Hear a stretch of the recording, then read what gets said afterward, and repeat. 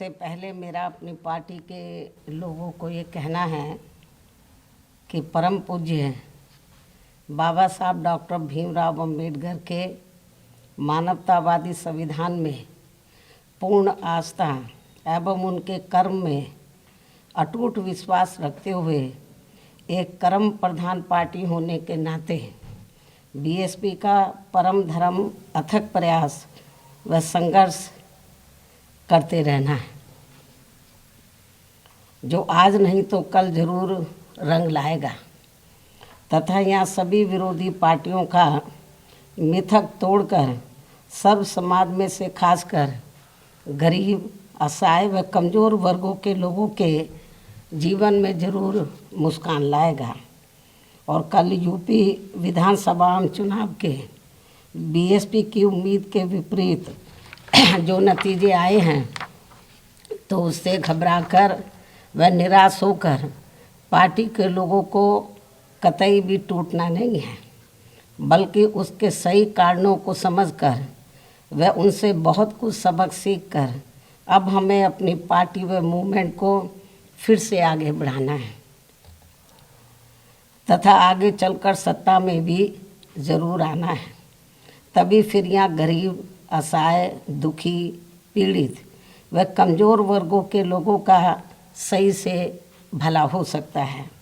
और अब तो इनके प्रति जातिवादी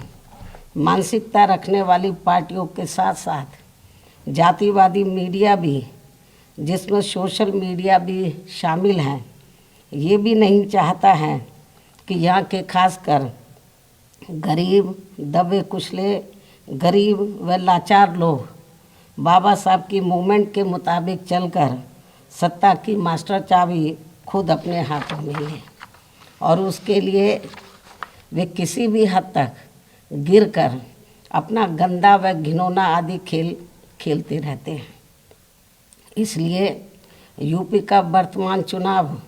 परिणाम बीएसपी के करोड़ों लोगों की रात दिन की कड़ी तन मन धन की मेहनत का ये वाजिब फल कतई नहीं है। फिर भी बाबा साहब के अनुयायी पार्टी होने के नाते इस पार्टी के लोगों को अपनी हिम्मत कतई नहीं हारना है, बल्कि पत्थर काट कर रास्ता बनाने का अपना प्रयास व संघर्ष हर हाल में आजीवन जारी रखना है।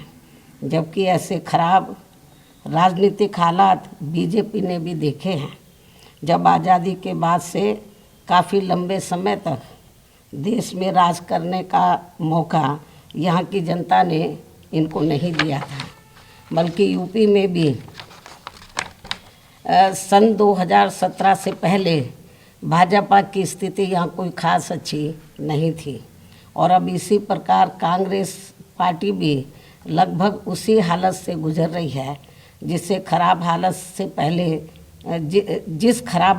पहले भाजपा गुजर चुकी है। इसलिए कल आए चुनाव परिणाम आगे के लिए सबक जरूर है, जिसके परिप्रेक्ष्य में यहाँ मैं ये कहना ज़रूरी समझती हूँ कि चुनाव में पूरे यूपी से मिले फीडबैक के मुताबिक जातिवादी मीडिया अपनी अनवरत गंदी साजिशों प्रायोजित मैनेज किया हुआ सर्वे आदि कार्यक्रमों एवं लगातार नेगेटिव प्रचार के माध्यम से खासकर मुस्लिम समाज व भाजपा विरोधी हिंदू समाज के लोगों को भी गुमराह करने में ये प्रचारित करके काफ़ी हद तक सफल साबित हुआ है कि बीएसपी भाजपा की बी टीम है तथा ये पार्टी सपा के मुकाबले में कम मजबूती से चुनाव लड़ रही है। ये खूब इन्होंने प्रचार किया, जबकि सच्चाई इसके विपरीत है, बिल्कुल उलट है, क्योंकि भाजपा से बसपा की लड़ाई राजनीतिक के साथ साथ सिद्धांतिक व चुनावी भी थी। लेकिन मीडिया द्वारा इस प्रकार के लगातार दुष्प्रचार आदि किए जाने के कारण भाजपा के अति आक्रामक मुस्लिम विरोधी चुनाव प्रचार से मुस्लिम समाज ने एक तरफा तौर पर सपा को ही अपना वोट दे दिया तथा इससे फिर बाकी भाजपा विरोधी हिंदू लोग भी बसपा में नहीं आए। और यदि ये सभी लोग इन अफवाहों का शिकार ना हुए होते तो फिर यूपी का चुनाव परिणाम कतई भी ऐसा नहीं होता जैसा कि हुआ है। और अब समय बीत जाने के बाद ये लोग दोबारा से ज़रूर पछताएंगे। लेकिन इससे ये स्पष्ट है कि मुस्लिम समाज का वोट यदि दलित समाज के साथ मिल जाता, जैसा कि बंगाल के चुनाव में टीएमसी के साथ मिलकर भाजपा को धराशायी करने का चमत्कार परिणाम दिया था, तो फिर वैसे ही परिणाम यहाँ भी दोहराए जा सकते थे। साथ ही ये लोग हमेशा इस तथ्य को ऐन वक्त पर भूल जाते हैं कि केवल बीएसपी ही यूपी में भाजपा को सत्ता में आने से रोक सकती है, सपा नहीं। इनकी इसी गलत सोच का ही ये नतीजा है कि भाजपा फिर से सत्ता में वापस यहाँ आ गई है। और यदि यूपी में तिकोना संघर्ष हुआ होता, जिसकी पूरी संभावना भी थी, तो तब यहाँ यूपी के परिणाम बीएसपी की अपेक्षा के मुताबिक आते तथा फिर भाजपा को सत्ता में आने से रोक लिया जाता। अर्थात कुल मिलाकर मुस्लिम समाज बीएसपी के साथ तो लगा रहा, किंतु इनका पूरा वोट समाजवादी पार्टी की तरफ शिफ्ट कर गया। और इनके इस गलत फैसले से बीएसपी को बड़ा भारी नुकसान ये हुआ कि बीएसपी समर्थक अपर कास्ट व ओबीसी समाज की विभिन्न जातियों में भी ये डर फैल गया कि सपा के सत्ता में आने से दोबारा यहाँ जंगल राज आ जाएगा और फिर ये लोग भी भाजपा की तरफ चले जाएंगे। इस प्रकार से भाजपा को हराने के लिए मुस्लिम समाज ने बार बार आजमाई हुई पार्टी बीएसपी से ज़्यादा सपा पर भरोसा करने की बड़ी भारी भूल की है, जिसकी सज़ा बीएसपी को मिली है। यह काफ़ी कड़वी व सीख लेने वाली भी है। जिसकी सज़ा बीएसपी को मिली है कि हमने पे भरोसा किया, जिसकी सज़ा बीएसपी को मिली है वह काफ़ी कड़वी व सीख लेने वाली भी है। इसलिए इस कड़े अनुभव को खास ध्यान में रखकर ही अब बीएसपी आगे अपनी रणनीति में बदलाव जरूर लाएगी। लेकिन ऐसे हालातों में भी बीएसपी मूवमेंट के हित में संतोष की बात ये रही है कि दलितों में से खासकर मेरे खुद के अपने समाज का वोट हमेशा की तरह इस बार भी अपनी मूवमेंट व पार्टी की लीडरशिप के साथ चट्टान की तरह पूरी मजबूती के साथ खड़ा रहा है। जिन पर मैं कितना भी गर्व महसूस करूं वह कम ही होगा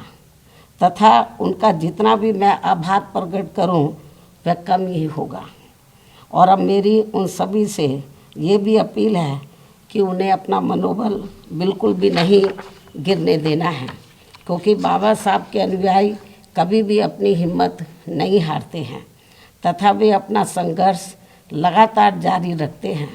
सफलता फिर एक दिन झक मारकर हमारे कदम जरूर चूमेगी। हमें बाबा साहब के कारवा को न रुकने देना है न झुकने देना है। साथ ही हमें ये भी मानकर चलना चाहिए कि अब बुरा वक्त ख़त्म होने वाला है, क्योंकि पूरा खून पसीना बहाने के बावजूद भी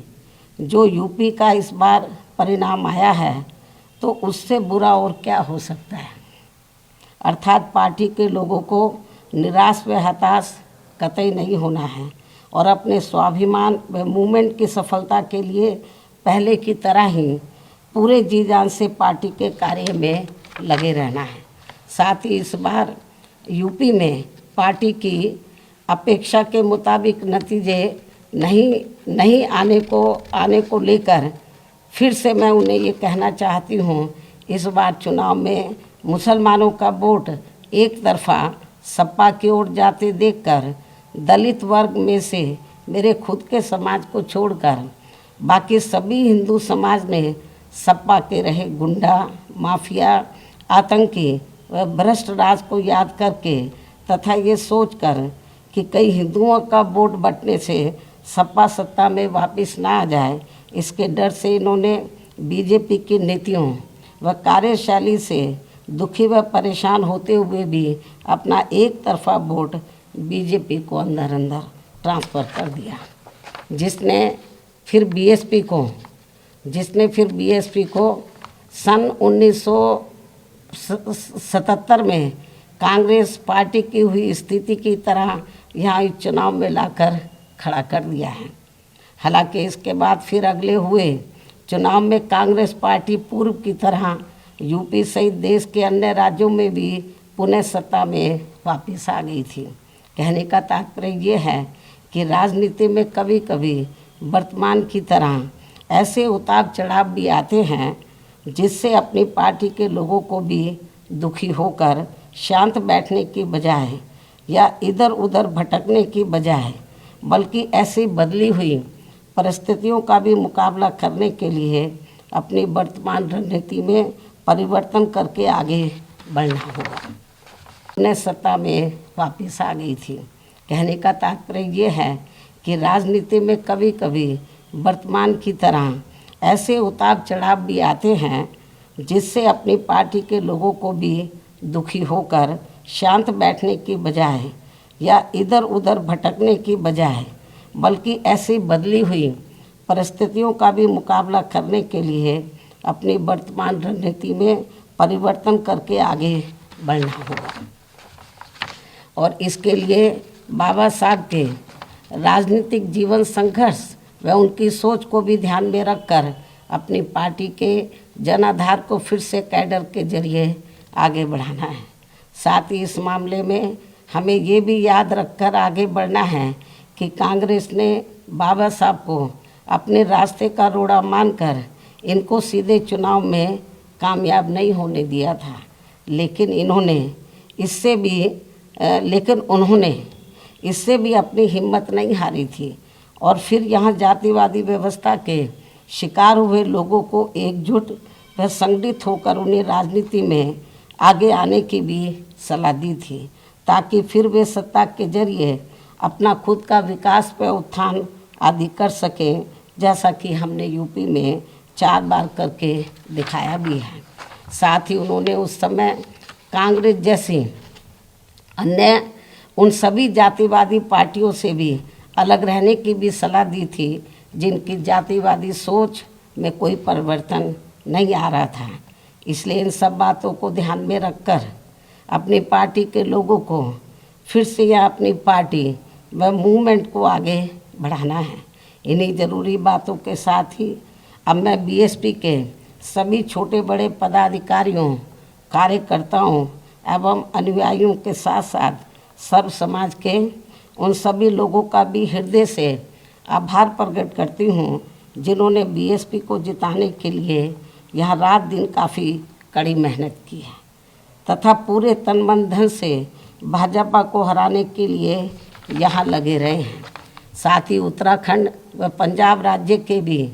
पार्टी के अपने सभी छोटे बड़े पदाधिकारियों, कार्यकर्ताओं एवं अनुयायियों का भी मैं पूरे तय दिल से आभार प्रकट करती हूँ जिन्होंने वहाँ पार्टी को कामयाब बनाने के लिए अपनी पूरी कोशिश की है।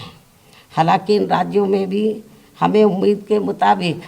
सही सफलता नहीं मिली है, जिसका पार्टी को काफ़ी दुख व चिंता भी है। वहाँ भी हम लोग वर्तमान जो राजनीतिक हालात चल रहे हैं तो उसको ध्यान में रखकर हम लोग आगे की रणनीति बनाकर अपनी पार्टी और मूवमेंट को आगे बढ़ाएंगे। और अब मैं इन्हीं ज़रूरी बातों के साथ ही अब मैं अपनी बात यहीं समाप्त करती हूँ। धन्यवाद। जय भीम व जय भारत। नमस्कार, मैं हूं मानक गुप्ता। अगर आपको हमारा ये वीडियो पसंद आया हो तो इसे लाइक और शेयर जरूर करें और हाँ, हमें सब्सक्राइब और फॉलो करना ना भूलें ताकि आप देश और दुनिया की कोई खबर मिस ना करें। तो जुड़े रहिए हमारे साथ और देखते रहिए न्यूज़ 24।